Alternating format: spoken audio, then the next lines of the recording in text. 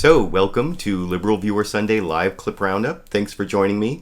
I've got over 40 clips on several topics for what I think should be a really interesting show tonight. As always, this is my weekly broadcast of the best clips from the Sunday morning news analysis shows from the corporate media here in the United States, along with my commentary between the clips.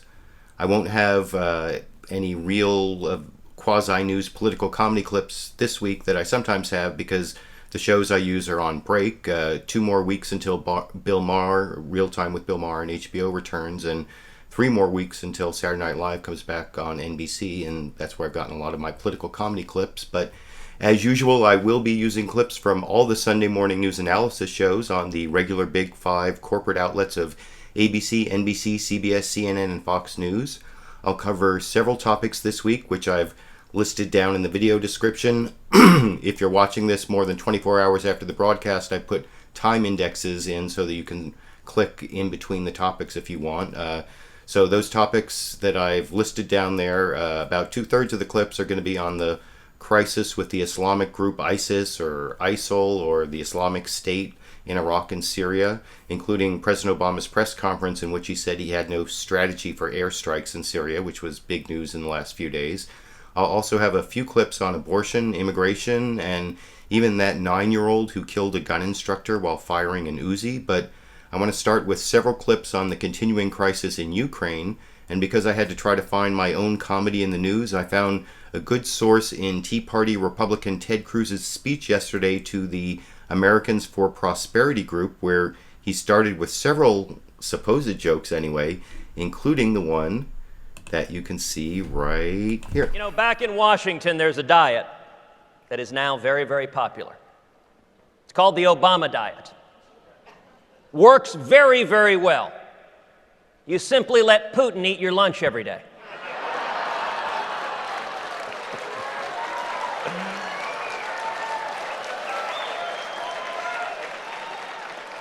And it is sad just how true that is.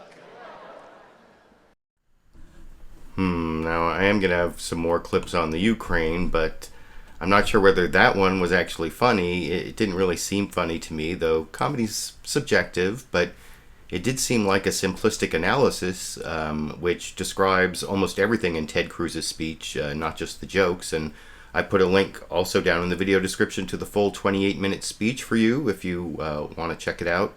And I want to take one more clip from Ted Cruz on Ukraine from that speech, in which I think he was still trying to be funny, but of course it was more simplistic analysis over in this clip. Look at Russia right now.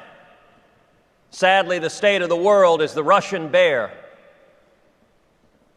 is encountering the Obama kitty cat. You know what? The United States of America has never been a kitty cat. Hey, what does Ted Cruz have against kitty cats? I don't know. I guess the United States shouldn't be a kitty cat. Shouldn't be a... I remember the whole, paper tiger thing, but I can't recall anyone ever calling the United States a kitty cat. But I thought I would show that clip because I thought it was kind of amusing. And now I want to get to a few of the more serious clips on what's going on in Ukraine. First, I want to show some similar analysis to what you just saw from Ted Cruz over on, where else? Fox News, where you get the same sort of right-wing, anti-Obama message that you get from the Tea Party Republicans like Ted Cruz. And you can see that here. Fox News host Chris Wallace had on Representative Mike Rogers, who's the Republican chair of the House Intelligence Committee. And so, of course, he was all ready to blame Obama anyway. And you can see Chris Wallace here sort of teeing him up by saying that Obama is refusing to call Russian troops in Ukraine an invasion, and also talking about how the Obama administration is giving mixed messages. And I'll talk about that more after I show you that clip here. In the time we have left, turn to a very serious situation in Ukraine, Russian troops, Russian military inside the country. The administration continues to refuse to call it an invasion, and they're also sending mixed messages. Take a look at this. Russia has to stop lying and has to stop fueling this conflict. The mask is coming off. In these acts, these recent acts, we see Russia's actions for what they are. I consider the actions that we've seen in the last week a continuation of what's been taking place for months now. Congressman Rogers, simple question. Have the Russians invaded Ukraine? And best intelligence that you're getting, what is Putin's game here? Well, it's hard to argue that Russian troops with Russian armor crossing the border into Ukraine doesn't fit the definition of an invasion. I don't think they're there on a sightseeing tour. I mean, they have escalated this because they were losing some ground in Ukraine, and I believe Putin made the calculation that he needed to up the game to at least continue to push back and allow his rebels, the little green men, as they're called in Ukraine, the opportunity to regroup and hold ground. Again, this as odd as it sounds, it's all related. So if the world perceives that the United States does not have a consistent foreign policy of saying what it means and mean what it says, you're going to see more of this pressure. That's why the Chinese are engaging our pilots in a very dangerous way in international waters. That's why the Russians are upping their game. That's why ISIL is conducting the business that it is. We have got to come out. This is an opportunity for the president, Chris, I think, to bring the country together so that we understand, look, this don't do stupid stuff policy isn't working. The fact that you're withdrawing from the world and saying it's too hard for us to get engaged isn't working. All right, we got less than a So I didn't mean to imply that the only criticism of President Obama that you're going to see on the Sunday morning shows is over on Fox News. It's just Fox News is more where you go exclusively, or well, not completely exclusively. I will show a couple Democrats saying some not completely Fox News talking points things later in the show, but I want to show that a former Fox News employee, Major Garrett, who is now over on CBS and happened to host Face the Nation, sitting in for Bob Schieffer this morning, and he also got some good Republican talking points, anti-Obama, on what's going on in Ukraine out of who else? Senator John McCain, who's like one of the ultimate sources of anti-Obama talking points. But you can see over on CBS, Major Garrett actually challenged Senator John McCain on whether his talking points criticizing President Obama actually made sense on the Ukraine, and I'll talk about that a little more if you can see that clip over here. What to do now is impose strong sanctions. Do you know that we wouldn't even give intelligence information or weapons to Ukraine? Give them the weapons they need. Give them the wherewithal they need. Give them the ability to fight. They will fight. And as far as Vladimir Putin is concerned, put strong sanctions. If you're looking at it from Vladimir Putin's viewpoint, Major, he's done pretty well with minimum of penalty, and as long as the Europeans are dependent on his energy supplies, they're not going to do much. Senator, I've talked to people at the White House who say the last thing that region needs is more weapons. That's making the situation worse. You disagree. Why do you believe the introduction of U.S. weapons would make a difference on the ground in eastern Ukraine? For God's sake, can't we help these people defend themselves? This is not an incursion. This is an invasion. Is it a war? Has there been an act of war committed by Russia against Ukraine? I think from a Ukrainian standpoint, you would say that. He's establishing a land bridge all the way to Crimea, and he may then threaten Moldova and the Baltics if he continues to succeed.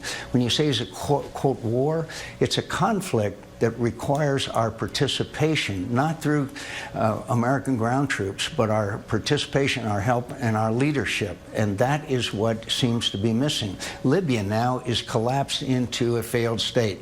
That is what happens when you lead from behind. And we are now facing more crises in more parts of the world than at any time since the end of the Cold War. Senator McCain.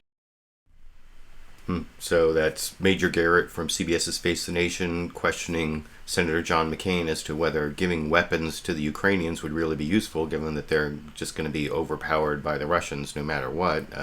And it's a good question. I don't know if you think John McCain gave a good answer, but the next clip I want to show is from a Democratic senator who is actually in Ukraine, in Kiev. This is New Jersey Senator Robert Menendez, was over on CNN State of the Union. And you can see Candy Crowley introduced him by talking about some of the developments of Vladimir Putin making all these aggressive movements towards greater involvement, Russian involvement in Ukraine. And then you can see Candy Crowley actually gets Robert Menendez to admit that Russia has invaded Ukraine over in this clip. A defiant Vladimir Putin warns the West, don't mess with Russia. And in a new interview today, Putin says Russia can't stand by idly as people are being shot at in eastern Ukraine.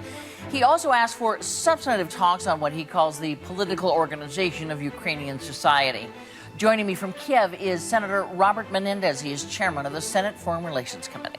Senator, first, thank you for joining us. And second, just flat out, are Russian forces in Ukraine directly engaging Ukrainian forces? Yeah, this is a watershed moment, Candy. Thousands of Russian troops are here with tanks, missiles, heavy artillery, and are directly engaged in what is clearly an invasion. Shall we? By the way, that clicking sound, that was in the original broadcast. I noticed the same thing happened with the Palestinians when they were broadcasting from Gaza. So I don't know, maybe the existence of a large power with a lot of electronic jamming technology right next to where you're broadcasting from, who's hostile to what you're saying, creates a lot of clicking noises in your broadcast. And I'm going to show one more clip from Robert Menendez. Even though he's a Democrat, his solutions did not seem that much different from what Senator John McCain was saying. Basically, Candy Crowley listed all the ways that sanctions haven't really done any good up to this point, and his answer is stronger sectoral sanctions and then defensive weapons from NATO, as you can see with more clicking sounds in the background over in this clip. So it is a watershed moment, and just to review the bidding for our audience, we started out with some travel bans on individuals, freezing assets on some of the elite in Russia, kind of moved to companies and some sanctions there. Then we went to sectors of the economy. We now have a Russian economy that looks like it's headed toward a recession, and a Putin who's more popular than ever. Nothing has moved him. What's the next step? Well, I think Putin has sized up the West and figured that the most difficult sanctions against Russia and the arms necessary for the Ukrainians to be able to defend themselves is not coming from the West, and we have to prove him wrong. That means we have to look at sectoral sanctions. We've sanctioned within certain sectors individuals and companies. We have to seriously consider sectoral sanctions, whether that's in the financial services, whether that's in the defense industry, whether that's in the energy industry. And we also should be providing, and I hope the NATO summit will create an opportunity for this, we should be providing the Ukrainians with the type of defensive weapons that will impose a cost upon Putin for further aggression. So that's New Jersey Senator Bob Menendez, a Democrat, pretty much agreeing with Senator John McCain in that earlier clip from CBS, I believe it was CBS, where they both want stronger sanctions and they want weapons going to Ukraine to fight against the separatists and, of course, the Russian troops. And over on CBS's Face the Nation, you can see they actually had a Democratic congressperson and a Republican congressperson. This is Adam Smith and Peter King, who both basically agree on that same policy. I don't know if it's some sort of bipartisan solution that's coming out of Congress, but here you can see this is from CBS's Face the Nation this morning. Democrat Adam Smith and Republican Peter King both saying basically the same thing you saw there over in this clip. Rules of law in Ukraine. What, Congressman Smith, do you think is the appropriate response from the United States government? Should it only be sanctions, or should the United States, as Senator McCain suggested, introduce arms and intelligence on behalf of the Ukrainians fighting the Russian incursion? Well, first of all, I mean, both of these situations are threats. I would certainly argue that ISIS is the bigger threat because they're a terrorist organization with specific designs on disrupting the region and ultimately attacking us in the West. But obviously, containing Putin is a threat. And I think we should support the Ukrainian government strongly in pushing back against the separatists and the Russian incursion. That means strong economic sanctions against Russia. I even believe that it would be appropriate, and we have sent some non-lethal aid to the Ukraine Ukrainians. I think it's appropriate to up that level of aid, to make them a more capable fighting force to resist this incursion and to make it as painful as possible for Putin to make any progress in the Ukraine. So I do think we should be more forceful in supporting the Ukrainian government. Congressman King, you've got about 30 seconds. Wrap us up on this, if you'd please. I agree entirely with Adam Smith on that, as I do on many issues, by the way. No, I think it is important that we do arm the Ukrainians, allow them to defend themselves, give them the wherewithal that they need, because we have to let Putin know that there's going to be a price to pay for this. Otherwise, we can see him move on the Baltics. We can see trouble spreading through Poland and the Czech Republic. He has to be told he cannot recreate a Soviet or a Russian empire. And if we can provide weapons, and we should, to the Ukrainians, I think we should do it at the earliest possible moment. So there you can see a Democratic congressperson and a Republican congressperson, Adam Smith and Peter King, both agreeing stronger sanctions against Russia and defensive weapons, or more weapon technology going to the Ukrainians. And the last clip I want to show you is actually from NBC's Meet the Press, had on one of my senators, Senator Dianne Feinstein, who is a Democrat but is very conservative, not someone who I'm very proud of her positions on many issues. And what she said actually was kind of depressing. You know, she's also the chair of the Senate Intelligence Committee, so supposedly she should have a lot of good information. And she seemed to be making this claim that the Russian people are immune or almost immune to sanctions. I don't know if she was thinking of World War II and like the Nazi siege of various, the siege of Stalingrad and all that, and that the Russians are used to privation and can withstand a lot of suffering. But that's basically what she said in this last clip I'm going to show on the situation in the Ukraine. This is Democratic Senator Dianne Feinstein over on NBC's Meet the Press, talking to Andrea Mitchell over in this clip. Vladimir Putin, because there is a lot of talk that Putin cannot be stopped, and that he has moved with tanks, with artillery, with troops across the border. We're calling it an incursion, not an invasion. Is there anything we can do to stop Vladimir Putin? I think there ought to be some direct discussions with Vladimir Putin. I think he is the singular figure in Russia. Russia is a huge country. The Ukraine is a large country. The Crimea is gone. I think there ought to be steps taken to send people to talk with him, to have our Secretary of State talk with him personally. I think this is deeply personal with him. I really do. And I think he's calling the shots himself. And he's enjoying intensely high favorability in his country. People say, well, just wait till the sanctions bite and the economy slips. I don't think so. I think if Russians follow him, and up to date they are following him, the Russians are very brave and very long-suffering, and they will tough out any economic difficulty. And you don't see sanctions working in the short term? I'm not sure they will work. I'm not sure that shakes the people that much. And it's the people that have to be spoken to. And it's their solitary leader, Vladimir Putin, who has to be spoken to. So I'm not sure whether that's true, that somehow the Russian people are more immune to sanctions than anyone else. I think actually that the Russian people have had a lot of hopes for economic development, and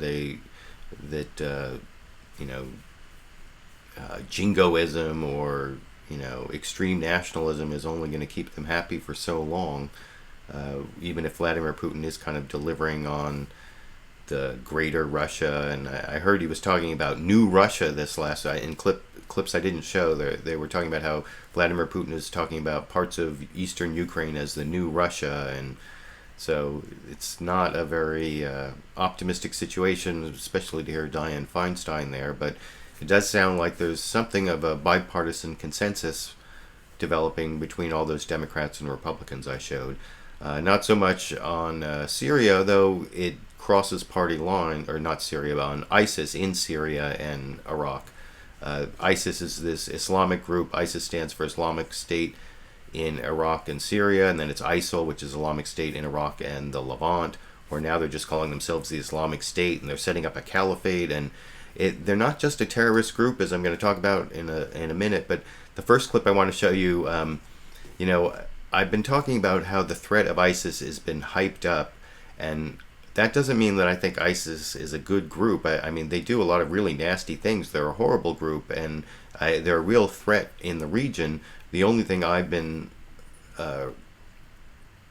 trying to say is being overhyped is this idea that ISIS is a threat to the U.S. homeland, or they're about to attack the United States, because I think they're more focused on what they're doing in Iraq and Syria right now, and I'll talk about that a little more after I show a few more clips. But the first clip I want to show, normally I would go to Fox News for the overhyping of the threat of ISIS, but actually I thought the most hyping of the ISIS threat was actually over on ABC, although they also had some pretty good rational analysis.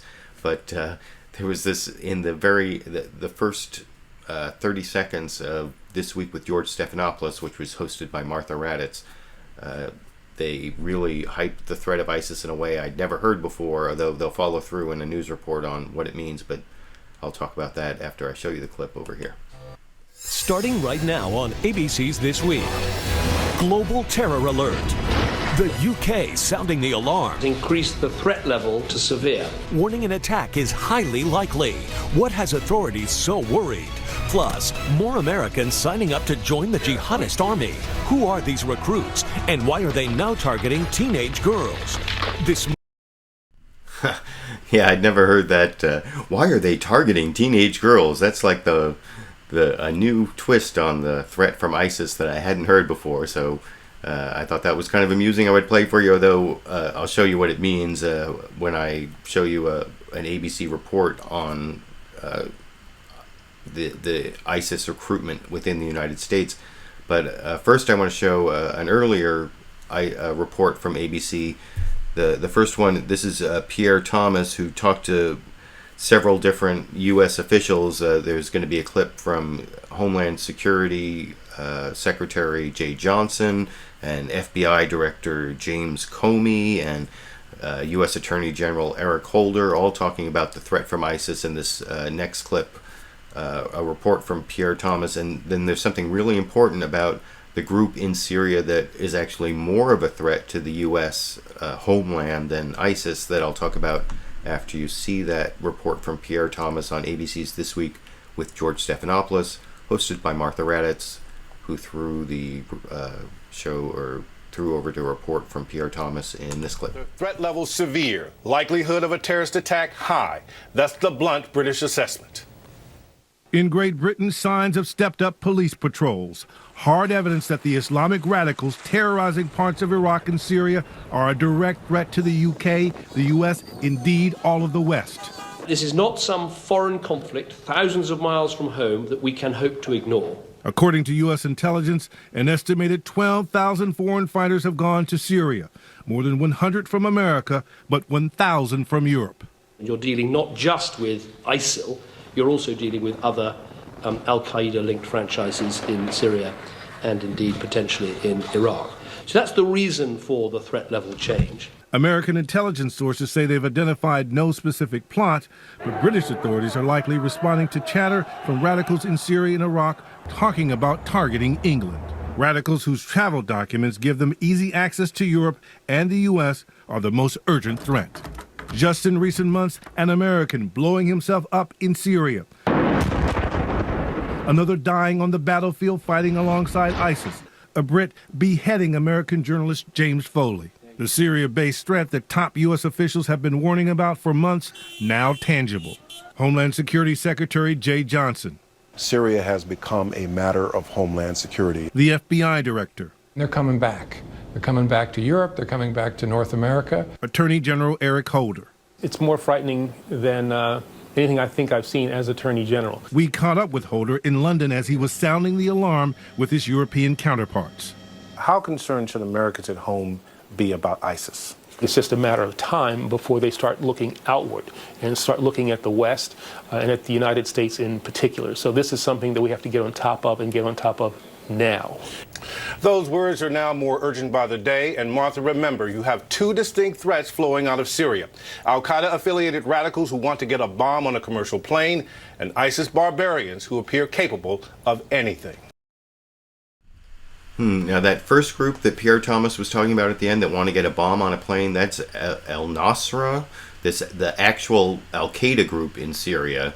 And remember, you've heard, I've showed several clips on previous Liberal Viewer Sunday live clip roundups where they point out that ISIS was too extreme for Al-Qaeda. They got kicked out of Al-Qaeda, and so the actual Al-Qaeda group has some ongoing plots, or there's supposedly some planning, so they're actually more likely to be attacking the United States than ISIS, which is more focused on these attacks on Syria, targets in Syria and in Iraq to take territory, and I'll talk about that a little more later. But having shown that report about what the U.S. is doing, there was actually a report directly from Britain, from ABC reporter Jeffrey Kofman, where he talked about why Britain is feeling particularly threatened. And I know I have some viewers over in the United Kingdom, and so I wanted to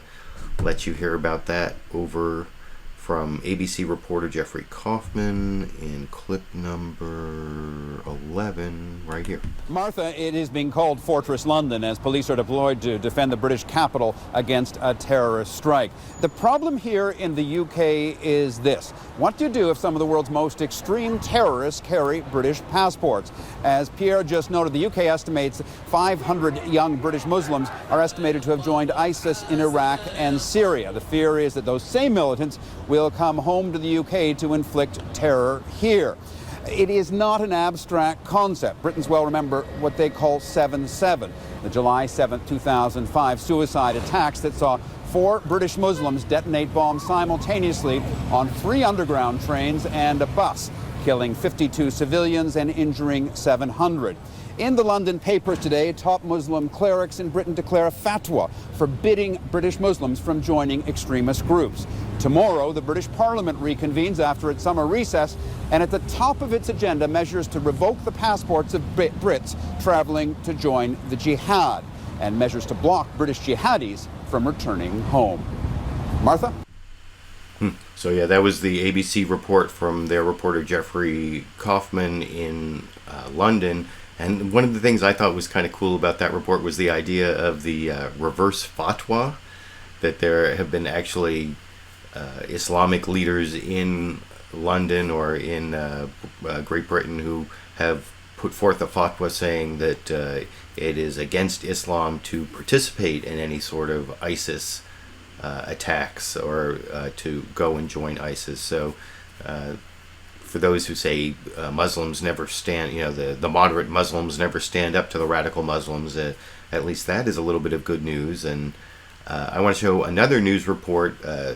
There were several good news reports from ABC, not so much the newsmaker guests, but I will have some of those from ABC as well. But I want to show a report from ABC. This is their reporter Alex Marquardt, who I've shown several reports over the last several months. He's actually in Iraq, and he's talking about basically he's giving an update on the military situation, the airstrikes that have been successful in Iraq, and then also talking about something that I've talked about over several shows, but I couldn't remember the source of it, that one of the reasons ISIS is so successful is that they've got a huge number of former Saddam Hussein military officers as part of their command and control, and you'll see that like up to a third of their leadership is former officers in Saddam Hussein's army, as you can see at the end of the report from Alex Marquardt about the total situation in Iraq here. Good morning, Martha. That's right. Just a short time ago, Iraq's military said it had broken through a more than 2-month siege by ISIS around a town where the United Nations had warned of a possible massacre. The town of Amirli is home to some 15,000 members of the Turkmen Shiite minority, surrounded by the radical Sunni militants of ISIS who had cut off their food and water. The Iraqi military had been trying to evacuate the desperate residents, helped in the mission this weekend by U.S. airstrikes on ISIS positions, and who, along with several international allies, had dropped humanitarian aid on the town. Despite the setback, ISIS still controls a huge stretch of territory in Syria and Iraq, and has proven they are a growing, sophisticated, wealthy fighting force, many of whose top commanders were once in the army of Saddam Hussein. Martha? Thanks, Alex. Let's take on the strategy against ISIS with our ABC contributors. Colonel Steve Ganyard is a former Marine Corps fighter pilot and State Department official, and Admiral Robert Harwood is a former deputy commander of U.S. Central Command that covers all these areas. Welcome, gentlemen. Steve Ganyard, I want to start with you. We talk about the zealotry of ISIS, the barbarism, and yet 1/3 of the leadership of ISIS are former Saddam Army members. So what do you have here? So yeah, I continued that clip through Martha Raddatz saying that 1/3 of the leaders are from Saddam's army, and that I think that may have to do with why ISIS has been so successful in taking territory and having a strategy that covers a large area. And I'm going to show some more analysis of how ISIS has been able to do that from Fox News later. But before I do that, I want to show one more reporter's report on ABC's This Week, the one that explains why they said ISIS was targeting teen girls. This is their reporter Brian Ross talking about the way ISIS and Muslim extremists have been recruiting people in Minneapolis and why that's like a special target and what it is that draws in young people, and explaining that thing about targeting teen girls over in clip number 13 here. Leaders describe them as vulnerable young men who have become angry, often after run-ins with the law, like ISIS recruit Doug McCain, who had several minor scrapes before heading to Syria, where he was reported killed this week.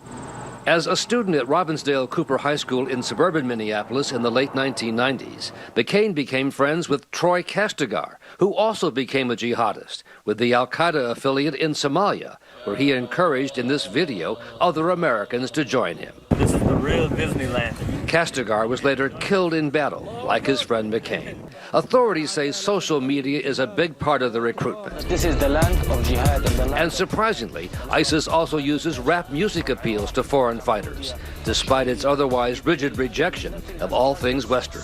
Listen to this American voice. This goes out to all my soldiers, freedom fighters, equalizers. They slaughter us like animals. Now it's time for that beef to bite them. Black flags, we worldwide. Syria to Atlanta. With increasing concern about the threat from the American recruits if they return home, the FBI in Minnesota has issued a public plea for help in trying to identify them. A lot of times these individuals are fairly adept at covering their tracks.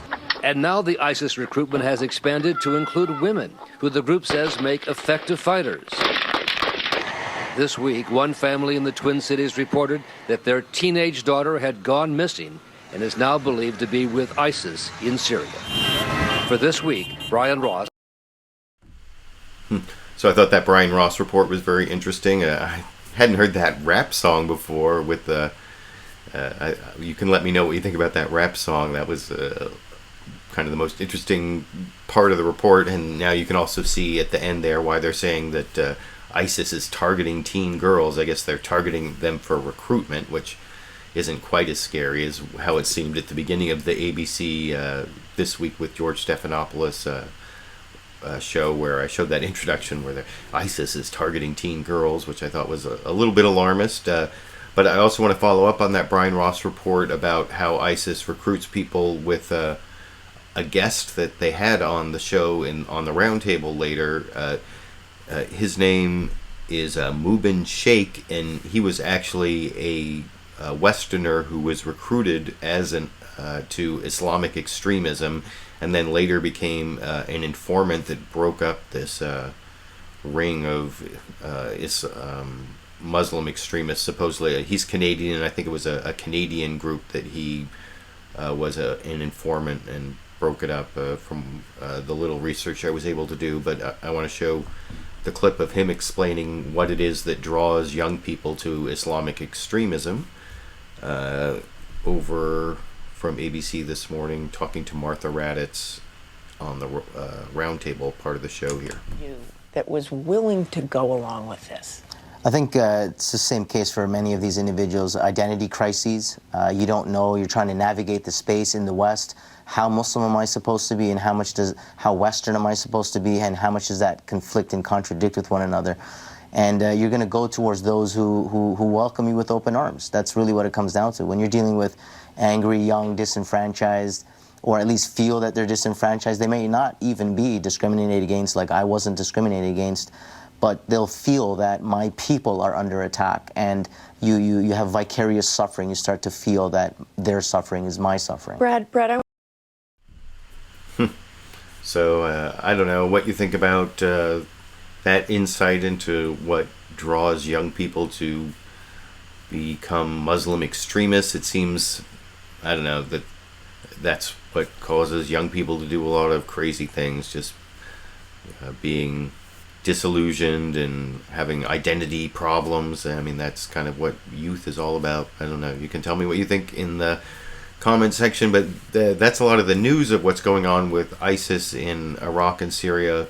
The real on-the-ground news, but one of the biggest news stories about what's going on with ISIS in Iraq and Syria this last week had to do with President Obama's news conference. President Barack Obama first wanted to come out and say the economy was doing well, and then he called on Chuck Todd, who is going to be the new host of NBC's Meet the Press, hopefully, or I don't know, hopefully, but from what I understand, he's going to be hosting the program pretty soon, and he asked his last question as the White House correspondent for NBC, and the first question he got a fairly long answer about what was going on with the airstrikes in Syria, and then in a question that I'm not sure you'll be able to hear that well, his follow-up question, he asked President Obama, well, should you get congressional authorization before airstrikes in Syria? And see if you can figure out what the key phrase in President Obama's answer that caused such controversy is over in this clip. Congress's approval to go into Syria. I have consulted with Congress throughout this process. I am confident that as Commander-in-Chief I have the authorities to engage in the acts that we are conducting currently. As our strategy develops, we will continue to consult with Congress, and I do think that it'll be important for Congress to weigh in, and or that our consultations with Congress continue to develop so that the American people are part of the debate. But I don't want to put the cart before the horse. We don't have a strategy yet. I think what I've seen in some of the news reports suggests that folks are getting a little further ahead of where we're at than we currently are. And I think that's not just my assessment, but the assessment of our military as well. We need to make sure that we've got clear plans, that we're developing them. At that point, I will consult with Congress and make sure that their voices are heard. But there's no point in me asking for action on the part of Congress before I know exactly what it is that is going to be required for us to get the job done. All right? So the key phrase in that answer there, I don't know, I'm sorry if that the audio was a little bit low on that clip because I got it from a different source than most of my other clips, but the key phrase from President Obama there was, we don't have a strategy, and that's what got a lot of controversy, for especially Republicans pounced on it, and I'll talk about it a little more. He didn't really say we don't have a strategy. He said we don't have a strategy for airstrikes against ISIS in Syria, which is a little bit more complex, but of course the simple interpretation was what Republicans pounced on. And the interesting part about this report, I'm going to show you the first report on it from this is also from ABC. Jeff Zeleny reporting on how there's actually a bipartisan coalition against action in Syria, kind of the opposite of what I showed on Ukraine. And I'll talk about that a little more after I show you that clip here. Policy, and Republicans pounced. The peace of the free world requires presidential decisiveness, not dithering and debating. Do you think General Patton had a strategy before he went to battle? President Obama is dismissing his critics and striking a reassuring tone, telling supporters at a New York fundraiser Friday night things are much less dangerous now than they were 20 years ago. His view of ISIS far more measured than some in his war cabinet. They are an imminent threat to every interest we have, whether it's in Iraq or anywhere else. Those mixed messages could complicate any effort to win congressional approval. Liberal Democrats and Libertarian Republicans are skeptical. We caught up with Senator Chris Murphy, one of the Democrats who opposed Syria action last year. The American public doesn't have an itchy trigger finger right now when it comes to military intervention, especially the kind and scope of which is being contemplated to take on ISIS. For this week, Jeff Zeleny. So that's the last of the ABC News reports on what's going on with ISIS in Iraq and Syria I'm going to show. And I think that even though I started off showing ABC with this hyping of the threat from ISIS, that when you go through all those reports, that there was a lot of good information. There was a little bit of alarmist spin, which I think is kind of par for the course with the media.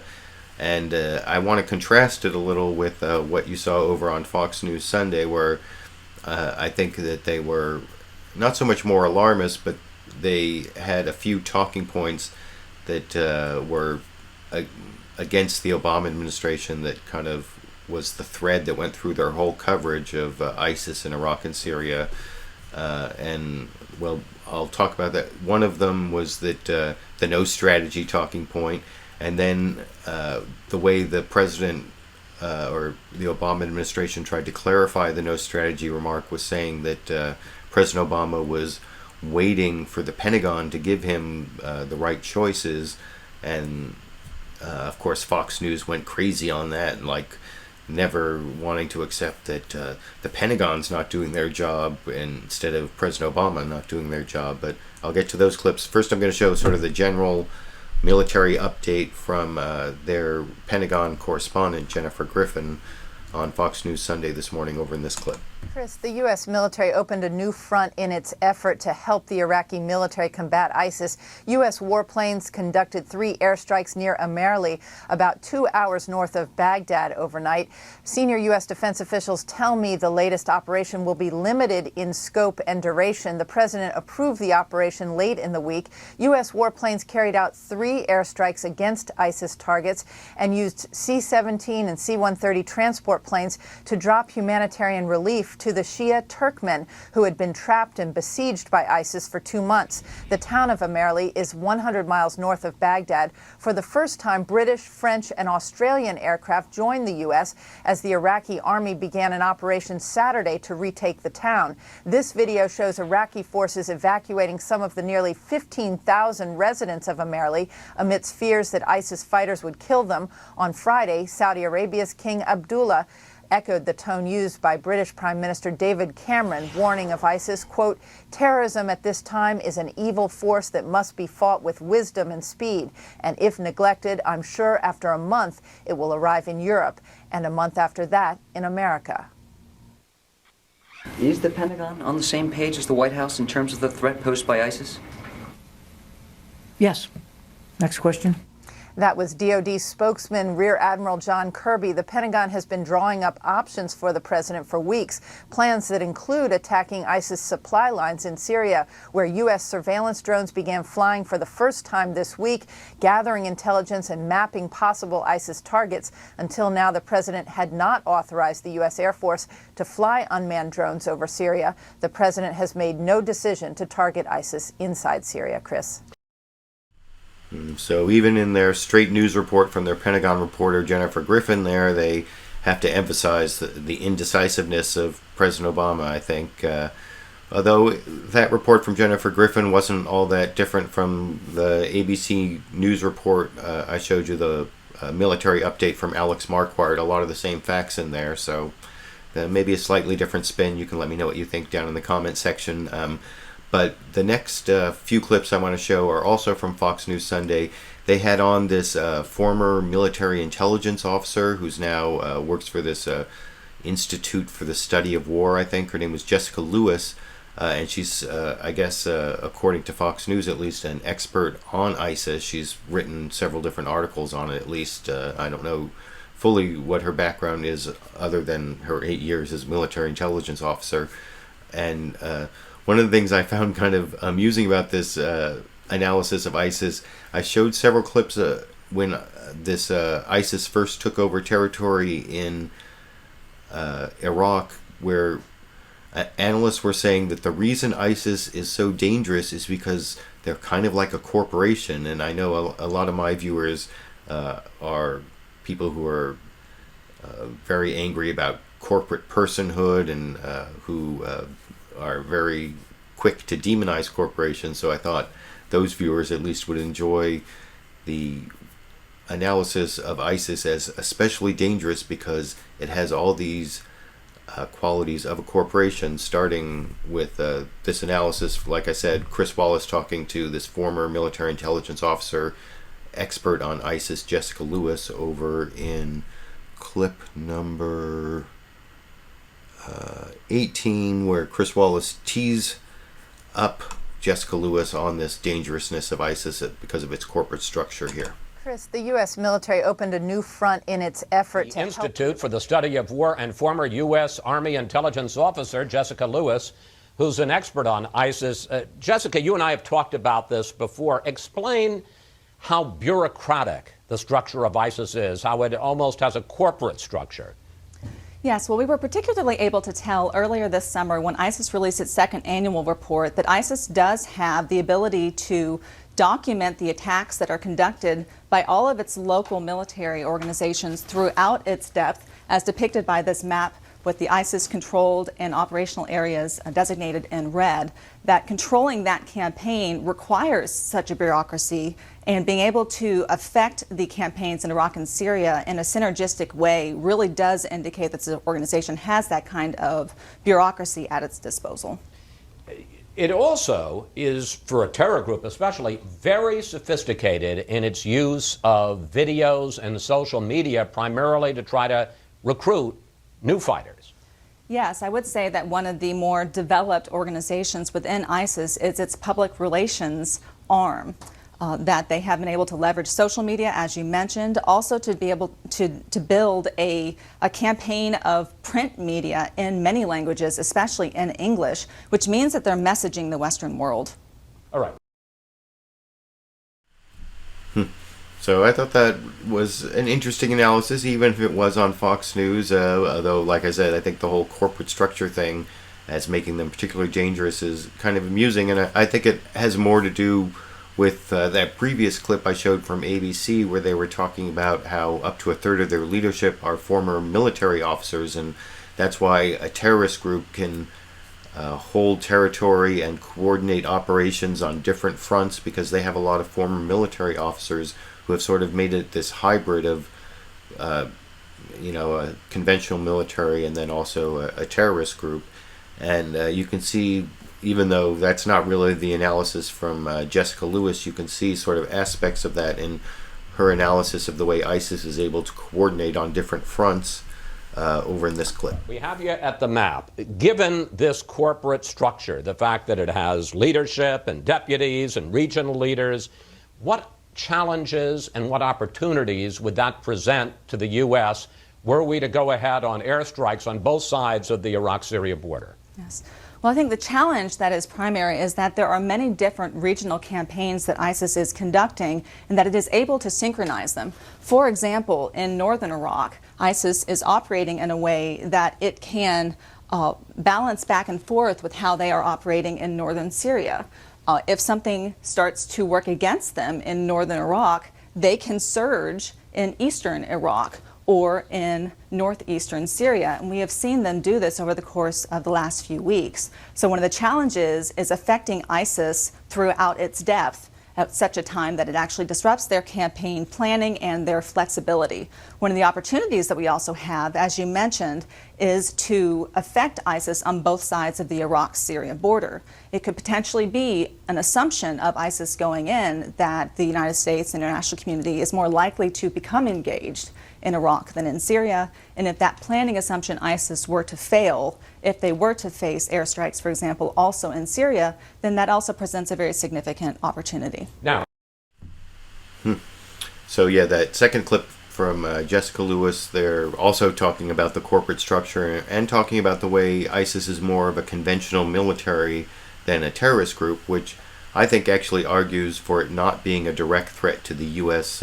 Homeland, or whatever you want to call it. And I'll show another clip on that in a few minutes. But first I want to show one last clip of Jessica Lewis and Chris Wallace, where Chris Wallace kind of tees her up on the idea of assassinating a bunch of ISIS leaders, which of course is always a good Republican plan, and also something that President Obama has done a lot of during his administration, I have to say. And you can see that interaction talking about the possibility of assassinating ISIS leaders on Fox News Sunday this morning over here.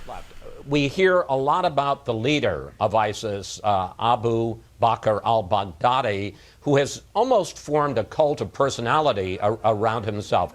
How hard would he be to track down, and how essential is he to ISIS? In other words, were we to hit him, would that kill ISIS, or would somebody else just replace him?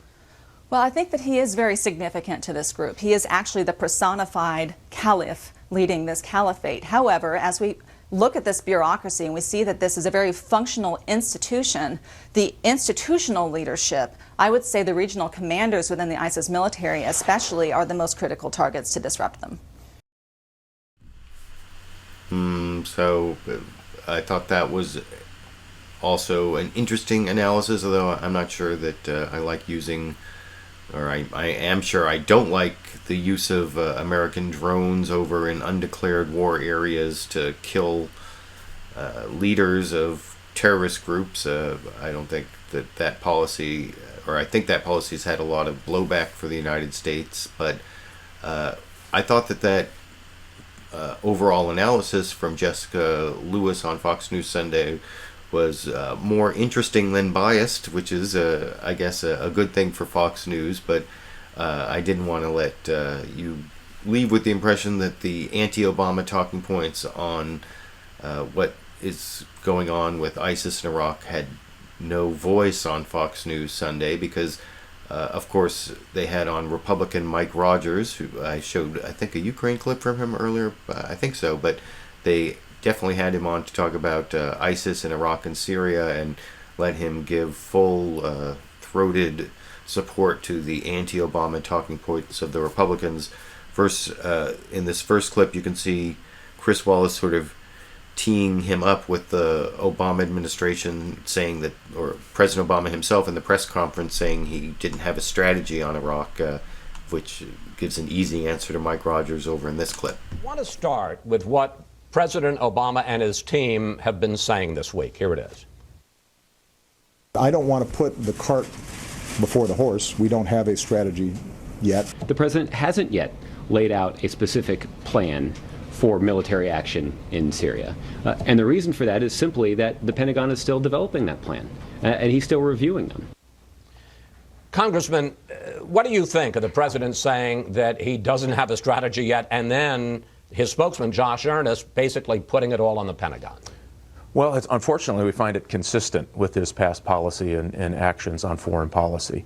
And it shows, I think exemplifies, that his foreign policy is an absolute free fall. If you look at China, you look at ISIS, you look at Russia, you look at Iran, North Korea, we have a serious host of problems presenting itself. And our traditional allies are now standing up and say, well, maybe America is not the best ones to lead us through these troubles. That is an issue that we are going to have to deal with. But do you believe Josh Earnest when he... So yeah, that was the first clip, and I was just noticing that the next clip there is what I was talking about before, because I'm going to show the clip that I cut off right there. Chris Wallace emphasizing the Fox News and Republican talking point that we have to trust the military more than President Obama. We can't really trust the Obama administration when they say the Pentagon hasn't given them the plans, because of course the military is doing its job. It's the Obama administration that isn't doing their job. And I think that's kind of a simplistic analysis, because it could be that the military, the Pentagon is giving plans to the Obama administration, but they just want better plans. But here you can see, like I said, Fox News and Chris Wallace on Fox News Sunday carrying the water for the military and criticizing the Obama administration, or at least teeing up the Republican chair of the House Intelligence Committee, Mike Rogers, to do that over in this clip. But do you believe Josh Earnest when he says, hey, we're still waiting on the Pentagon to give us options? No, I don't. And matter of fact, the options have been presented itself over the last year. We had our Arab League partners show up, Chris, and say, help us deal with this. And they weren't asking for troops. They were asking for intelligence and coordination and helping lead the effort of which folks to vet to give weapons and money in Syria, and at least some strategic guidance in the region. The president rejected that. That was his decision. And we watched it progressively get worse. And so our Arab League partners decided, well, we're going to have to do this on our own. It was uncoordinated, not through the best intelligence, and at the end of the day ended up helping in an odd way the very people we're going to have to face today. So there have been plans on the table. The president just did not want to get engaged in any way. That is a decision. That is a policy. That is a strategy, and it's not working. All right. So, yeah, the Fox News Sunday host Chris Wallace made it pretty easy for Republican Congressperson Mike Rogers there to criticize the Obama administration. And I also want to show how it was pretty easy for Mike Rogers to hype up the threat of ISIS over on Fox News Sunday this morning. And the last clip from him on that topic over here. Specific threat, and maybe the most immediate threat to the U.S. and to Western Europe, and that is the foreign fighters over in Iraq, over in Syria, fighting for ISIS, and then potentially coming back and committing acts of terror here. Do you have a sense, as the chairman of the House Intelligence Committee, how many Americans, how many Westerners are fighting with ISIS, and do we know if any of them have come back either to Western Europe or to the United States, and if so, are we tracking them? Well, yes, we have a sense. The problem is there is no sure number. And for the intelligence community to say that they have exactly the right number, they won't do that because they can't do that. And so there is a bit of an unknown in how many of those fighters actually got there and came back. Are they tracking the ones that we can identify? Yes, they're trying to do that. So how many Americans do we think are with ISIS? Well, do we know about? It's in the hundreds that we believe have at least one time traveled and participated and trained with them. And some of them have drifted back. Some of them have gone to Europe. And what we've seen and why we started raising this alarm, and me included, was you saw the Brussels event, attack on the Jewish Museum. That was, we believe, an ISIL-led or inspired event. So that was the first time that they had attacked, we believe, outside their borders. Now, again, Europe has obviously stood up and said, we have a huge problem. David Cameron came out and said, not only do I have a problem, here's my plan to deal with it. And so the United States seems to be in this malaise of not being that concerned. I will tell you, I'm very concerned because we don't know every single person that has an American passport that has gone and trained and learned how to fight. And we're not sure that the Brits have a good handle on, they think it's about 500 in Britain. There's several hundred in Canada. What if one gets there and gets through? Now they have a passport that allows them free travel to the United States of America. So the chances of error here are greater than, I think, our ability to track every single error. And how serious is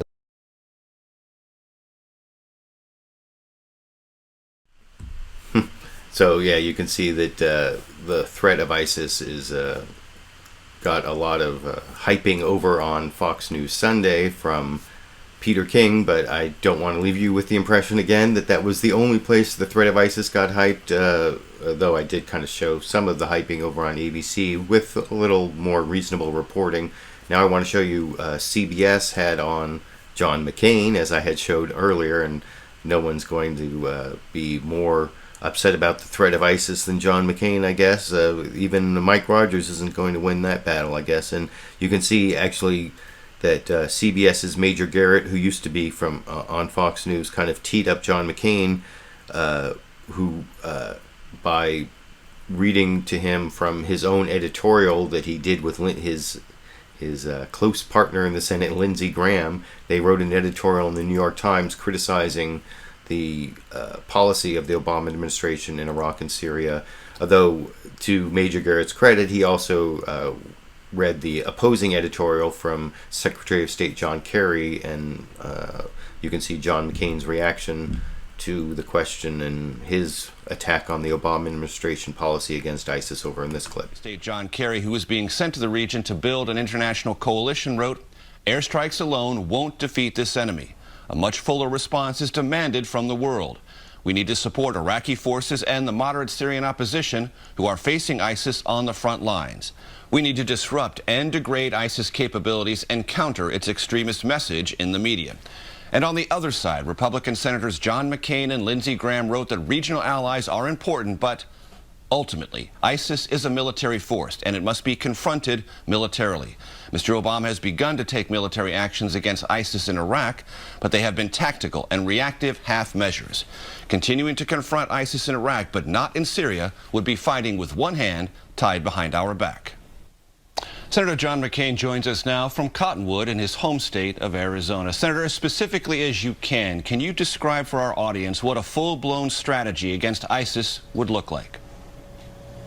A full-blown strategy would be recognizing that we now are facing the largest, most powerful, wealthiest terrorist organization in history, and it's going to require some very strong measures to defeat them. And they must be defeated, not contained. And first of all, we have to have a strategy. The president said he didn't, but what are our goals there? If you want to build coalitions, what are you telling our allies? That we want to save people who are stranded on mountaintops or protect American troops? You have to have a specific strategy to defeat ISIS, and that means, among other things, understanding that ISIS has obliterated the boundaries between Syria and Iraq, main headquarters being in Syria. So we have to get better weapons to the Peshmerga. We have to have airstrikes in Syria as well as Iraq. We have to arm the FSA, the Free Syrian Army. One of the biggest mistakes ever made, in my view, in recent times was the president's overruling his entire national security team, including the Secretary of State that argued 2 years ago for providing weapons for the Free Syrian Army. That was a seminal moment. Remember this, the president said it's not a matter of whether, but a matter of when Bashar Assad would go. We have to have reconciliation between the Sunni and the new government in Iraq. And most of all, we have to have a clear strategy dictated by a policy, and that policy has to be, we have to defeat ISIS, not contain, not stop, but defeat ISIS, because they are a direct threat over time to the United States of America. Let me pick up. So that's John McCain on CBS's Face the Nation talking about the threat of ISIS and expanding on what he said in that New York Times editorial. And, you know, I showed that clip earlier talking about the bipartisan coalition against any further operations in Syria, where it was sort of the non-interventionist Tea Party Republicans like Rand Paul who were joining up with people like Connecticut Democratic Senator Chris Murphy, although there are interventionist Tea Party senators like Ted Cruz. I'm not going to show a clip of him talking about Iraq and Syria, but he was definitely very hawkish in that 28-minute speech yesterday to the Americans for Progress that you can see if you want to watch the whole thing yourself. But I did want to show that there was a sort of bipartisan agreement of another kind between hawkish Republicans and hawkish Democrats by showing you a clip of Senator Dianne Feinstein totally agreeing with Senator McCain and Lindsey Graham, specifically agreeing with that editorial that they posted in the New York Times, or that they had published in the New York Times, and Dianne Feinstein was talking to Andrea Mitchell over on NBC, and Andrea Mitchell actually kind of teed her up by talking about the anniversary of 9/11 to make the threat even more difficult to, or more hyped up than if it wasn't the anniversary of 9/11 coming up over in this clip. Senator Feinstein, welcome. Thank you very much. Thank you very much. We're approaching another 9/11 anniversary, and we've heard of this dire warning. Great Britain has raised its security level. How serious is the ISIS threat, the threat from ISIS and other related groups, to the American homeland? Well, I believe it's potentially very serious. They have announced that they don't intend to stop.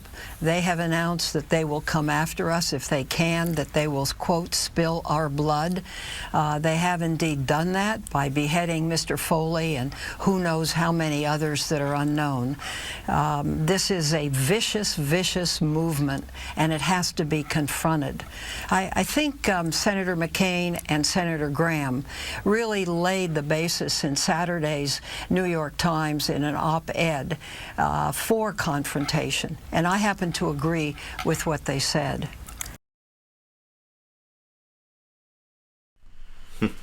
So, like I said, there is some bipartisan agreement in the hawkish direction for greater intervention against ISIS. You can see that with Democratic Senator Dianne Feinstein, one of my senators from California, agreeing with Arizona Republican Senator John McCain, and of course his partner in the Senate, Lindsey Graham. And I also want to show you, however, that over on CBS, Major Garrett, the host, got a Republican Congressperson, Peter King, who's one of the most gung-ho people in Congress for military action against Muslims, I guess is the best way to put it. He's very, he even held hearings like about the threat of Muslims in the United States, and he's puts himself forth as a big anti-terror advocate, but of course he's of Irish descent, I think, and had much more apologetic views about terrorism when it came to the IRA and the whole Irish conflict. But I want to show Major Garrett teeing him up, kind of also giving him an easy question about the threat that David Cameron has declared in Great Britain, and why doesn't that mean we have a big threat here in the United States. Over on Face the Nation this morning in this clip. Very good. Congressman King, I want to play for you something that British Prime Minister David Cameron said on Friday about the threat to the UK and possibly other Western nations. Let's take a listen. What we're facing in Iraq now with ISIL is a greater and deeper threat to our security than we have known before. People are rightly concerned about so-called foreign fighters who've travelled from Britain to Syria and Iraq, taken part in terrorist acts, and now come back to threaten our security here at home. And the scale of this threat is growing. Congressman King, based on what you know, what can you tell our audience about the likelihood of an ISIS or ISIL attack on the United States? Is that really the leading threat we have to face here, or is it more something that the Europeans, specifically the British, have to be concerned with? No, Major, I would say that we have to face it as much as the British do. While there's more Brits in Syria than there are Americans, the fact is all of those Brits, it could be 500 as David Cameron said, and there's also thousands of others from other European nations who have gone to Syria. They all have European passports, and they can all come to the United States. In addition to that, we have over 100 Americans that are there and a number of Canadians who can come back to the United States. And as we've seen in the past, the United States is always the main target of these terrorist organizations. So no, we are very concerned about this, and I would say I wish our president was showing the same leadership that David Cameron showed.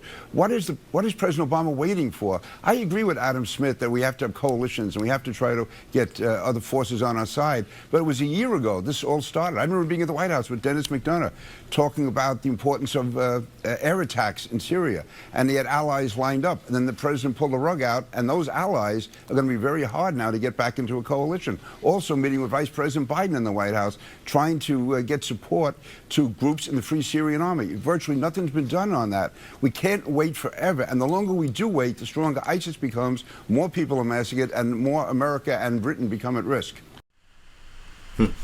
So I showed that Major Garrett there on CBS's Face the Nation asked a pretty easy question to Peter King by showing him David Cameron in Great Britain also talking about the strong threat from ISIS, so that gave him an easy segue, or an easy entree to giving his big threat of ISIS speech there. But I also want to show Major Garrett had a little bit more of a confrontational question for Peter King, actually talking about possible blowback if we continue the airstrikes, or even from the airstrikes that we've already put on ISIS in Iraq.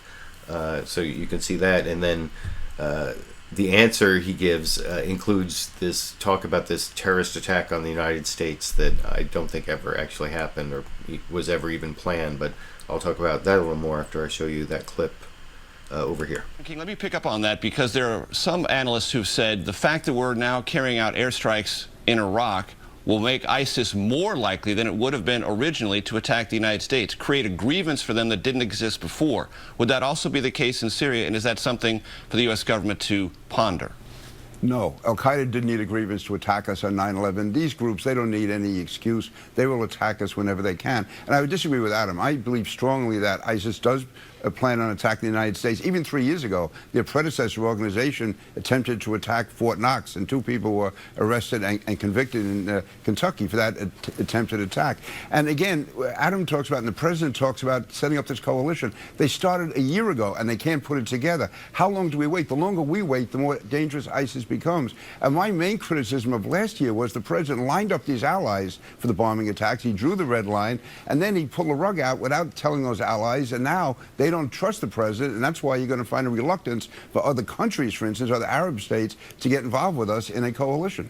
Let me talk to you about now the thing I was talking about that I have never been able to verify, that I've heard Peter King say multiple times, is that thing about how the predecessor organization to ISIS, with Al-Qaeda in Iraq, had 2 operatives who were planning to attack Fort Knox, and they were arrested and convicted for this planned attack on Fort Knox. And I've done all sorts of searches on this. I defy anyone to find that. The closest I found is that there were 2 members of Al-Qaeda in Iraq, former members of Al-Qaeda in Iraq, who had attacked U.S. forces in Iraq, who came over to the United States pretending to be refugees, and got refugee status and moved to Kentucky near Fort Knox, and then they were found by the FBI, and they were charged with all sorts of crimes against U.S. troops back when they were in Iraq.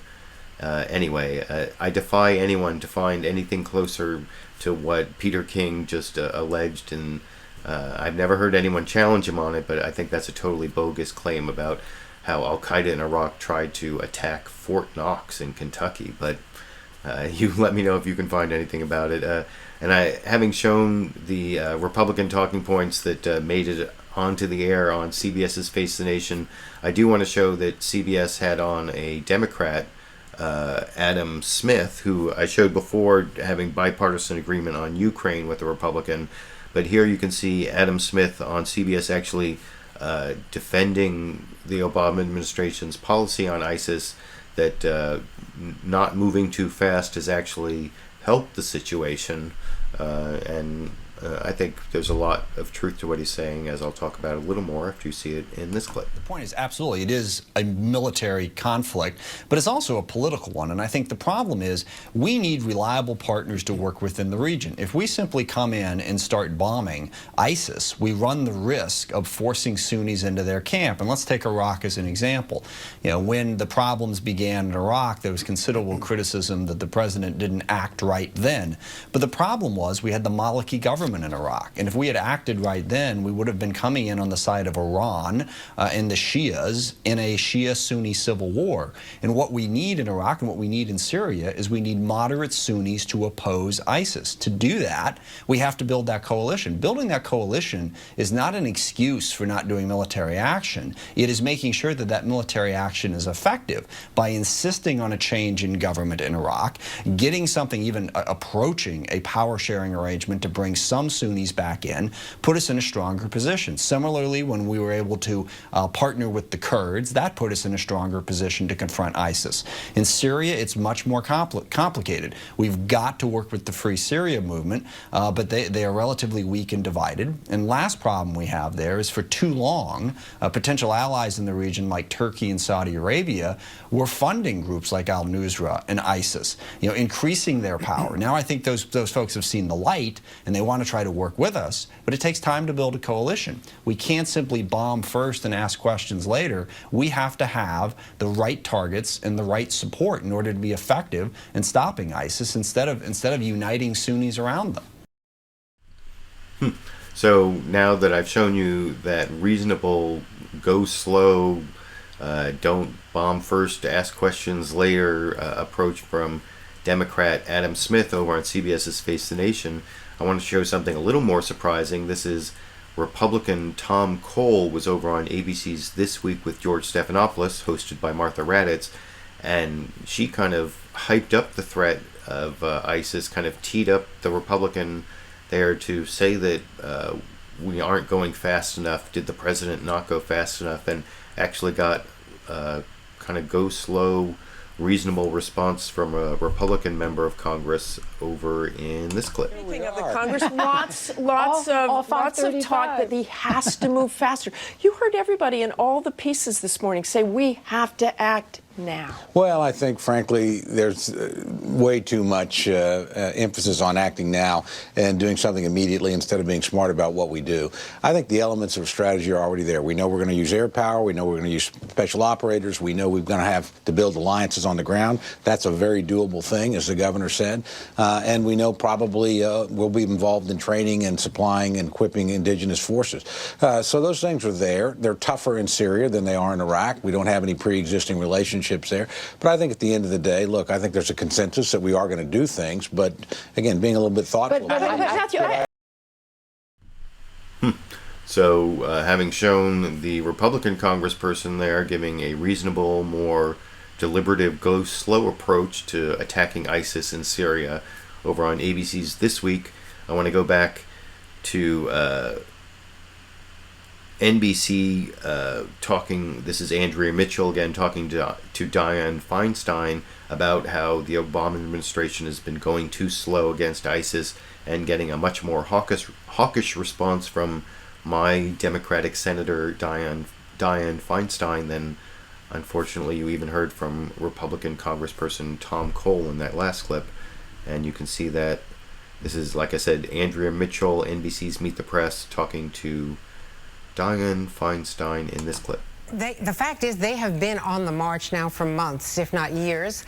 So why does the president still say we don't have a strategy yet? Doesn't that project weakness from the White House? Well, I mean, I know what you want me to say, but I'm not going to say it in that sense. I think I've learned one thing about this president, and that is he's very cautious. Maybe in this instance, too cautious. I do know that the military, I know that the State Department, I know that others have been putting plans together. And so hopefully those plans will coalesce into a strategy that can encourage that coalition from Arab nations,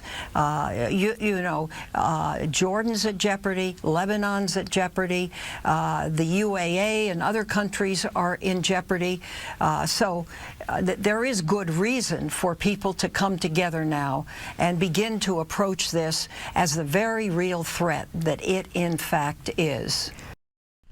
And so the second clip I want to show of Dianne Feinstein in that same interview with NBC's Andrea Mitchell on Meet the Press. Andrea Mitchell kind of confronts her with what President Obama said in an interview in the New Yorker, I think in January, where he said ISIS is actually the JV team, junior varsity team, which I guess is some kind of insult. And so Andrea Mitchell confronts Dianne Feinstein with that comment and gets more hyping of the threat of ISIS from my Democratic Senator Dianne Feinstein, I guess, disagreeing with President Obama, or maybe even President Obama wouldn't say that they're the JV team anymore. But anyway, here's how the senator deals with that question from NBC's Andrea Mitchell in this clip. The president back in January told the New Yorker magazine, David Remnick, that ISIS is the JV team. That was clearly wrong. Well, I think it's wrong, too. I think it's a major varsity team, and if you want to use those kinds of monikers. But I've seen nothing that compares with its viciousness. I've been on the Intelligence Committee now since before 9/11, and I've watched this evolution of non-state actors into world terror very carefully and closely. And this is really the first group that has the wherewithal in terms of financing, the fighting machine in terms of a structure, a heavy equipment, heavy explosives, the ability to move quickly. I mean, they crossed the border into Iraq before we even knew it happened. So this is a group of people who are extraordinarily dangerous, and they'll kill with abandon. Was that So, yeah, in those two questions, I think Andrea Mitchell was doing her best to try to goad my Senator Dianne Feinstein into hyping the threat of ISIS, and it seemed to be almost facilitating that conversation. But I also wanted to show that they had a report on NBC from their reporter Richard Engel, where he actually said that bombing ISIS in Syria could be a trap that Syria's President Bashar al-Assad has set for the United States, and that's the final NBC clip on ISIS that I want to show tonight over here. The U.S. risks falling into what one former official called Bashar al-Assad's trap. Assad's regime helped ISIS grow by attacking other opposition forces and rarely targeting ISIS. Assad waited patiently until ISIS pushed out almost all other more moderate groups, and is now telling the world that he's fighting a just war against terrorism. If the U.S. starts bombing ISIS in Syria, it will be helping the Syrian regime, in effect pulling weeds out of Assad's garden, which he allowed to grow, but which have now become a global threat. So yeah, that's the last NBC clip, which also is a little bit more cautionary on whether the United States should get involved in airstrikes against ISIS in Syria. And so I showed the NBC coverage and the CBS coverage and ABC and Fox News. So the last network I have to show you on covering the threat of ISIS in Syria and Iraq and also against the United States, that's CNN's State of the Union, where I'm going to show first clip is Candy Crowley talking to Dutch Ruppersberger, I believe is the correct pronunciation of that last name, and he is the ranking Democrat on the Intelligence Committee, and he talks about the difference between dealing with ISIS in Iraq and then dealing with ISIS in Syria over in this clip. Is that we have to protect Americans. That's the number one issue. We got into Iraq because we had humanitarian issues that we had to deal with, and because we have to, in our ways, we have to stop ISIS. It's a very dangerous group of people. We know they're barbaric, but they're well funded, they're organized, and we have to make sure that we attempt to stop them. Now, as it relates to Syria, Iraq's different than Syria. Iraq, we have relationships there. The government wants us to come in. We have intelligence with the Kurds and some in the Iraqi military. In Syria, it's a different story. It's another country. The Syrian government has air power, so you just don't. Sure, but they don't like ISIS either.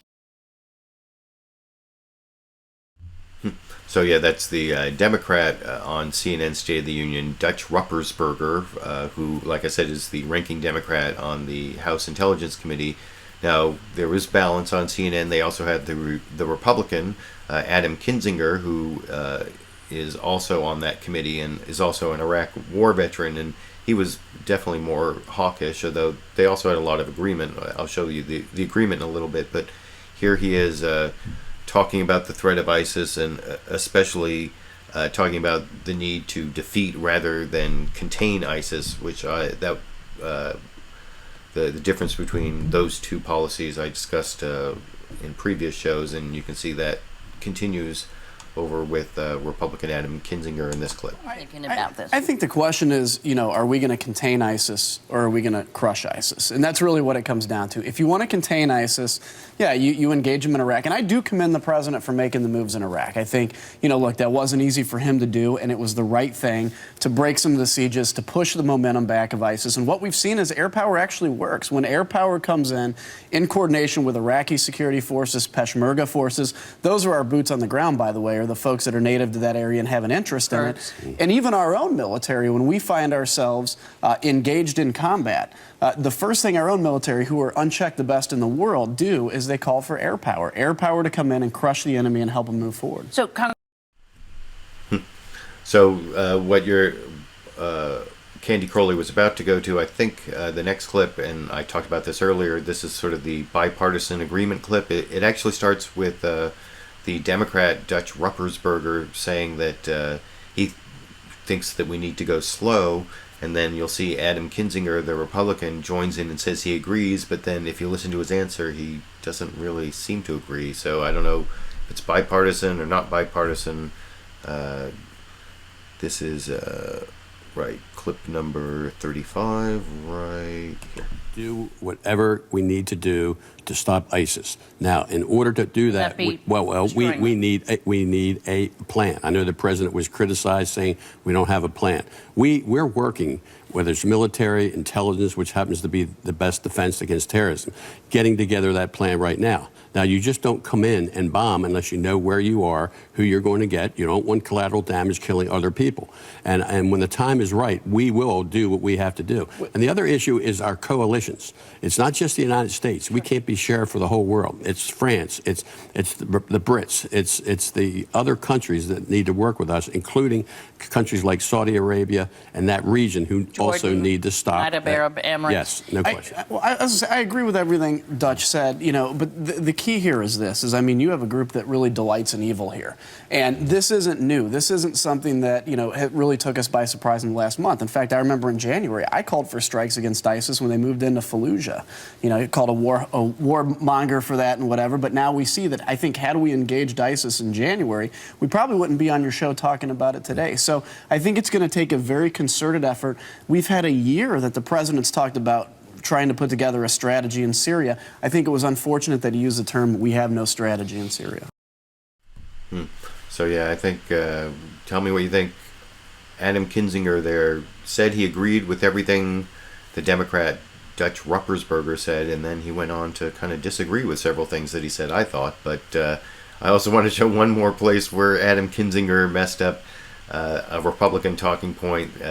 I showed on Fox News Sunday, they repeated this talking point, and it kind of came through in some of the other Republican answers I showed from other shows, that David Cameron, the British Prime Minister, is being tough on terrorism, but President Obama is not being tough. And Adam Kinzinger tried to give you that talking point over on CNN State of the Union this morning, but he didn't quite get it right, which I can't really fault him for. Having done this live show for almost a couple of years now, I often mess things up like he did here, but I thought I would show it to you anyway over in clip number 36 right here. And I agree, we've got to go in cautiously. We have to understand where our targets are. We should have been doing this for a very long time, assessing this.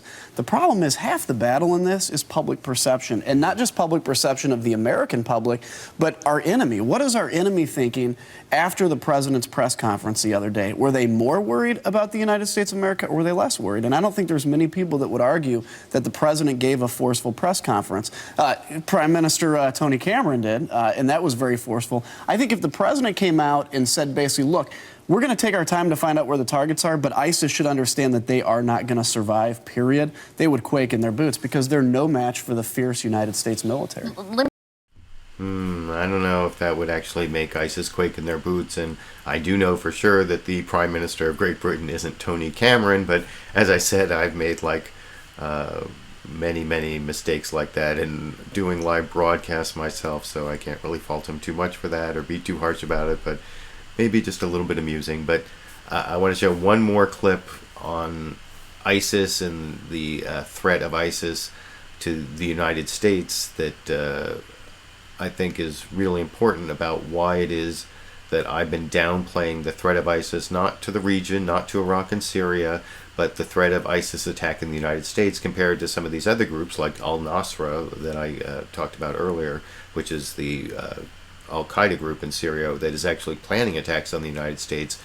But ISIS is actually more of a conventional military force. It's like an army, and it has terrorists in there, but it also has all these old Iraqi military officers, and it's much more focused on taking land and holding land than it is on attacking faraway places like the United States.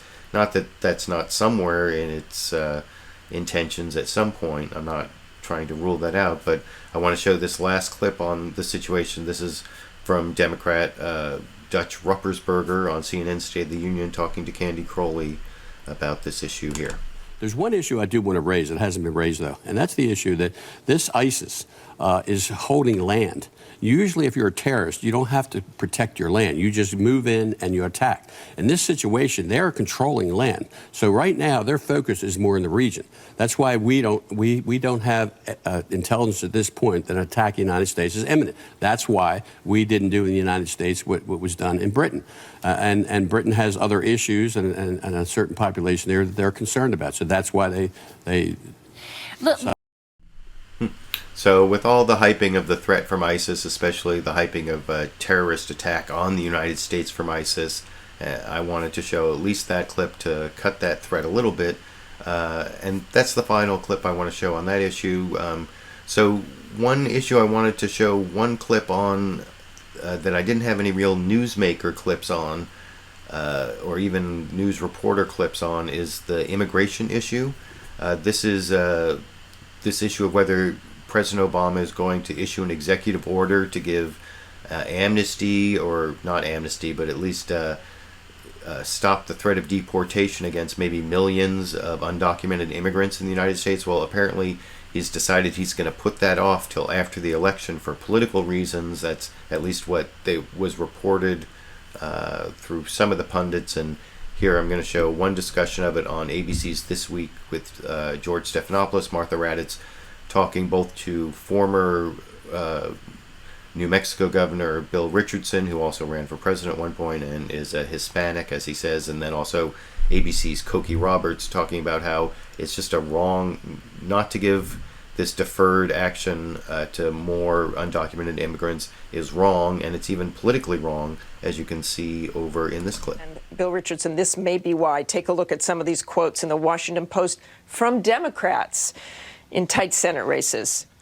To me, securing our borders has to be the priority, and that should be the president's focus. Senator Hagan, this is an issue that I believe should be addressed legislatively and not through executive order. Is this what's behind the potential delay? Yeah, I think politics is behind the potential delay. Needless to say, I want to see all those Democrats reelected. But I also, not just because I'm a Hispanic, I feel the president should move with the executive order to halt deportations or reduce them. I think he kind of made this commitment.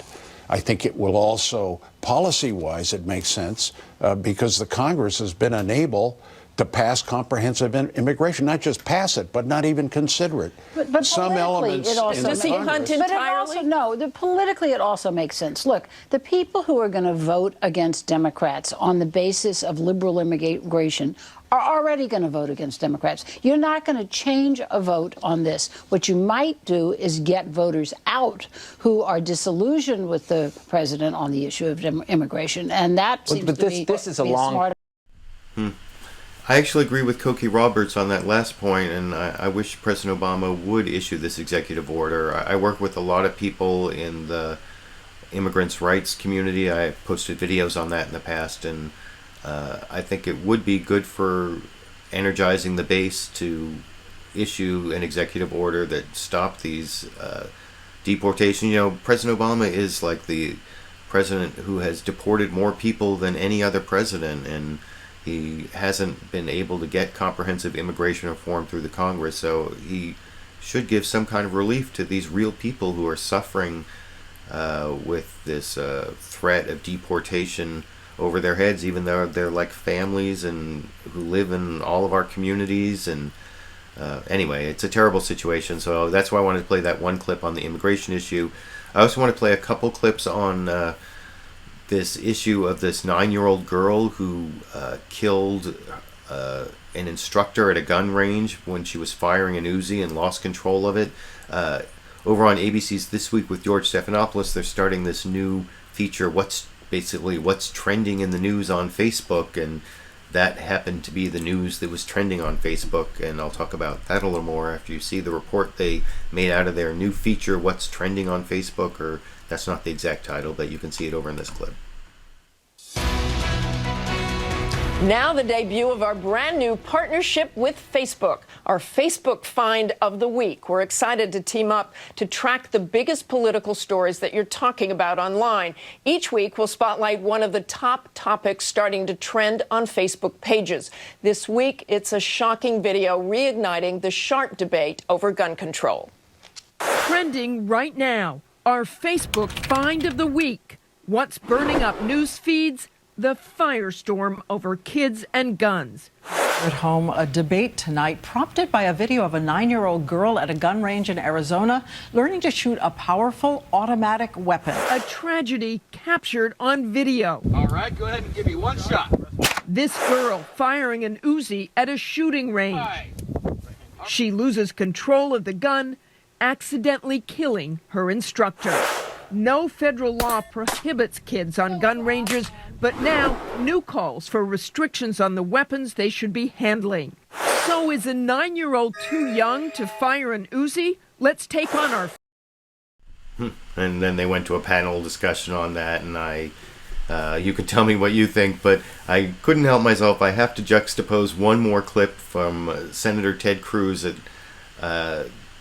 This is something he said yesterday, so this was after the story about the 9-year-old losing control of the Uzi and killing her instructor was all over the news, and yet this is a joke that Senator Ted Cruz made yesterday at the Americans for Progress conference in his speech about gun control in this clip. By the way, in Texas, gun control means hitting what you aim at.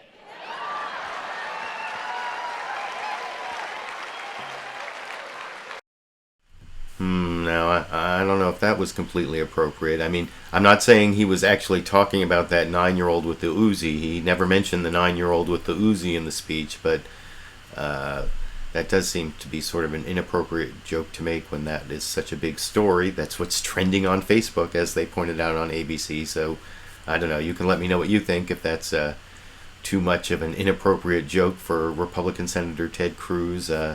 I want to show a couple quick clips now before I end the show. I have 3 more clips left. The first 2 are on this abortion issue. There was a federal court that struck down Texas's abortion law that put all these restrictions on abortion clinics that weren't for safety. They just were like created so that most of the abortion clinics in Texas would have to close down. And so a federal judge basically found that there was no reasonable safety reason for these restrictions. Reasonable safety reason, that's kind of redundant, but they had on one of the lawyers who won the case, and I show a lot of instances where the hosts tee up guests, helping them say something I don't like them to say. So here you can see Martha Raddatz kind of teeing up this lawyer to give an easy response on how he's going to win his case, even if they appeal it, over in this clip. Rights. He was also an attorney on the Texas case, so I want to start with you, David Brown. You were part of that legal team. Governor Rick Perry pledged an appeal right away. What are your chances?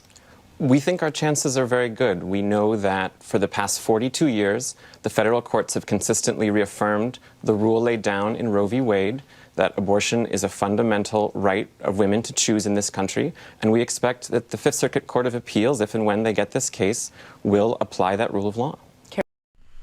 So that was kind of a tame answer, but the more interesting answer was when Martha Raddatz had questions with the person on the other side. Her name is Carol Tobias. I can't remember, Texans for Life or something like that. And she tried to bring up this safety argument that the real reason for the regulation of clinics was safety. And you can see when Martha Raddatz called her on it, she went back to the, well, safety because they're killing babies argument over in this clip. Bias. They're arguing that this is an undue burden on the women. It's actually an undue burden, at least that's what they would see it as, on the abortion facilities. They do not want to meet even the minimum of safety and health regulations established for other surgical centers. But you heard in the piece that the American Medical Association and the American College of Obstetrics and Gynecologists say these standards are not needed for safety. But it's not up to the state, or at least it shouldn't be up to the state, to make it easier for women to kill their unborn children. And that's what is happening here. And this. So, yeah, I think that the fact that ACOG, the American College of Obstetricians and Gynecologists, and the American Medical Association have both come out and said that there's no safety reason for these regulations. The dead baby thing doesn't really convince me that it's still a good argument. Sorry about that. And then the final clip I want to show you is also Martha Raddatz talking to Republican Congressperson Tom Cole from Oklahoma, talking about this how the St. Louis Rams cut the first openly gay NFL player, Michael Sam, and then sort of this interesting joke. You know, I started with a joke, so I want to end with a joke from former Republican advisor to President George W. Bush, Matthew Dodd, over in this final clip of the night here. Just quickly, Michael Sam was cut. I think by he'll the get Rams. pegged back up. Look, he's a great player. He had several sacks. That team was just deep at that position. He's got a future. Redskins. I think the Redskins should pick him up. That would totally complicate. Of course, you can't say Redskins. That would, It would totally complicate the political correctness if Michael Sam got picked up by the Redskins. That would be a tough one. Thanks to. So I don't know. I thought actually that was kind of a funny joke that if the Redskins picked up the first openly gay player, that you wouldn't know which side was the PC side to report that on or how to do that. But actually the more interesting part of that was the Republican Congressperson Tom Cole was saying nice things about the first openly gay NFL player, which I think is a good sign of the times. And anyway, those are all the clips I want to show you tonight. I'm already way over time on the show. I appreciate it. I've had more than 100 people watching most of the time here, and I have been scrolling through the comments, and I want to honor all of you who showed up. One of the comments I got actually along the way I want to respond to. This is from Steve Enever.